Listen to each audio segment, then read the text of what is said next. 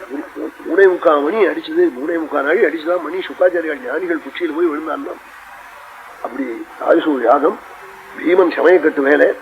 பணம் மூக்க வாங்கி வச்சிருந்தா அந்த கணக்கு விவகாரம் மூக்க துரியோகனம் கிட்ட. ஏன்னா அவன் கையில தனரேகை. அப்படி என்ன சுவாமியே எல்லாம் பார்க்க முடியுமா? தர்மபுத்தரை பார்க்க முடியுமோ? அப்படி ஒருத்தருட்ட உபிச்சப்படுறாள் பாருங்க. ஆமா, சில கைராசி என்ன ஆகும் தெரியுமோ? கை தனரேகை மேல மேல குவியும்னு சங்கரலிங்க மகாதேவியரை கூப்பி சொல்லிவிட்டாள். அவன் உடனே அவாஞ்சி ஒரு ஏற்பாடு கொண்டு அது பாட்டுக்கு மேல மேல வளர்ந்துட்டு இருக்கு.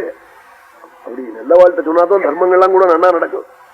அது சில கைராசி. அது அனாத்தியட்ச சுயோகனா. வரவாள வரணும் வரணும்னு சொல்லி உபச்சரிக்கணும். இது சகதேவன். பீமன் 10,000 மூட்டை அரிசி வேணுமான். இல்ல இன்னைக்கு மில்லு இல்ல, இன்னைக்கு எலக்ட்ரிக் கட்டு நான் அவங்க காப்பணும். உடனே சொன்னவன் அடிச்சு விடுவான் அவன். அது நகுலனை போட்டாலாம். நகுலோ திரவிய சாதனே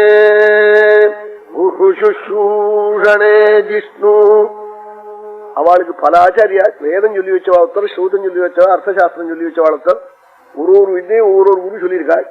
அவள்லாம் வந்திருக்காள். அவளை தனியா பூஜை பண்றதுக்கு அர்ஜுனனை போட்டாலாம். வித்தையனுடைய பெருமை தெரிஞ்சவனே அவனை தனியா அவளுக்கு தனியா உபச்சரிக்க சொல்லி சுவாமி முதல்லயே சொல்லிவிட்டாளா, ஒரே ஒரு காரியத்துக்கு நீங்க உத்தரும் போட்டிக்கு வரப்படாது, நான் அதை முதல்ல எடுத்துனுட்டேன்னாலாம்.